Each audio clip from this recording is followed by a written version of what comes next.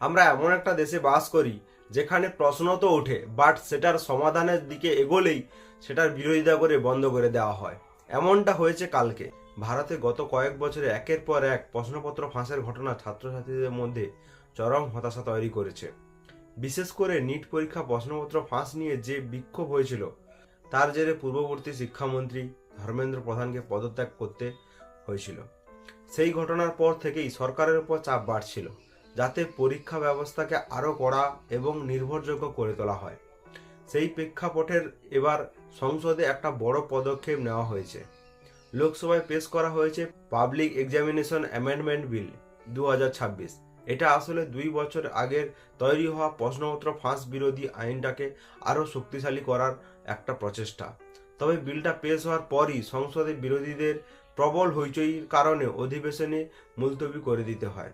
সংসদ বিষয়ক মন্ত্রী কিরণ রিজিজু আগে থেকেই বিরোধী দলগুলোর কাছে অনুরোধ করছিলেন তারা যেন হইচই না করে আলোচনার অংশ নেয়। ওনার কথা ছিল বিলটা নিয়ে সবার মতামত জানাটা জরুরি, শুধু হট্টগোল করলে সেটা ভালো বার্তা দেবে না। অন্যদিকে কংগ্রেসের সাংসদ কার্তি চিদম্বরম একটা গুরুত্বপূর্ণ প্রশ্ন তুলেছেন।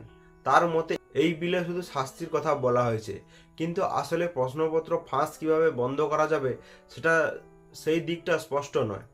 এখন প্রশ্ন হলো, নতুন এই বিলে ঠিক কি কি পরিবর্তন আনা হচ্ছে। চলুন একটু বিস্তারিত দেখে নেওয়া যাক। আগের আইনে প্রশ্নপত্র ফাঁসের সাথে সাথে জড়িত থাকলে 3 থেকে 5 বছর জেল হতো, কিন্তু নতুন বিলে সেই শাস্তি বাড়িয়ে করা হচ্ছে ন্যূনতম 5 বছর থেকে সর্বোচ্চ 10 বছর জেল, সাথে 50 লাখ টাকা পর্যন্ত জরিমানা। আর যদি এটা কোনো সংগঠিত চক্রের কাজ হয়, অর্থাৎ পুরো একটা গ্যাং জড়িত থাকে, তাহলে শাস্তি আরও কঠোর, ন্যূনতম 7 বছরের জেল আর জরিমানা হতে পারে 10 কোটি টাকা। আগে এই ধরনের সংগঠিত অপরাধে 5 থেকে 10 বছরের জেল আর ন্যূনতম 1 কোটি টাকা জরিমানার নিয়ম ছিল। শুধু শাস্তি বাড়ানো নয়, বিলে বিচার প্রক্রিয়া দ্রুত করারও ব্যবস্থা করা হয়েছে। এই ধরনের মামলার জন্য আলাদা ফাস্ট ট্র্যাক কোর্ট তৈরি করা হচ্ছে, আর মামলা নিষ্পত্তি করতে হবে মাত্র 2 মাসের মধ্যে। এছাড়া বিলে মোট 15টি বেআইনি কাজকে চিহ্নিত করা হয়েছে, যেমন প্রশ্নপত্র ফাঁস, এমআর সিট নিয়ে কারচুপি করা, ভুয়ো ওয়েবসাইট বানানো আর জাল অ্যাডমিট কার্ড ইস্যু করা। এবার আসি রাজনৈতিক কৌশলের কথায়। সূত্রের খবর, বিজেপি নেতৃত্বাধীন এনডিএ জোট এই বিল নিয়ে আলোচনায় ইচ্ছাকৃতভাবে তরুণ সংসদদের সামনে আনছে। কারণ পরিষ্কার, দেশের জেনজি প্রজন্মের মন জয় করাটাই এখন বড় লক্ষ্য। বিজেপির বাঁশুরি স্বরাজ ও তেজস্বী সূর্য থেকে শুরু করে তৃণমূলের সায়নী ঘোষ, তার সাথে আরও বিভিন্ন দলের তরুণ সাংসদরা এই আলোচনায় অংশ নেবেন বলে জানা গেছে। এই বিল নিয়ে সংসদে প্রায় 8 থেকে 10 ঘন্টা দীর্ঘ আলোচনা হতে পারে।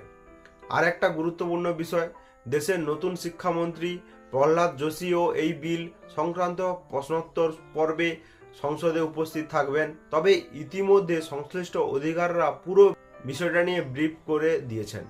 আর সর্বশেষে বলি, এই গোটা প্রক্রিয়ায় ঠিক একদিন আগেই প্রধানমন্ত্রী নরেন্দ্র মোদী একটা বড় ঘোষণা করেছেন। তিনি জানিয়েছেন পরীক্ষা ব্যবস্থা আরও উন্নত করার জন্য একটা বিশেষ টাস্ক ফোর্স গঠন করা হচ্ছে, যার নেতৃত্ব থাকবেন ইনফোসিসের সহ-প্রতিষ্ঠাতা নন্দন নীলেকানি। দেশের সেরা মেধাবীদের নিয়ে গঠিত এই টিমের কাজ হবে আগামী দিনের প্রতিযোগিতামূলক পরীক্ষাগুলো যাতে পুরোপুরি নির্ভরযোগ্য হয় তা নিশ্চিত করা। তো বন্ধুরা, এখন দেখার বিষয় এটাই, এই কড়া আইন আদৌ প্রশ্নপত্র ফাঁসের মতন সমস্যাগুলো পুরোপুরি বন্ধ করতে পারে কিনা, নাকি বিরোধীরা যেমন বলছেন শুধু শাস্তি বাড়ালেই সমাধান হবে না। আপনাদের কি মনে হয় কমেন্টে জানান। আজকের মতো এখানে শেষ করছি। ভালো থাকুন, সুস্থ থাকুন, আর এমন ধরনের খবর পেতে গেলে অবশ্যই চ্যানেলটিকে সাবস্ক্রাইব করে নেবেন। ধন্যবাদ।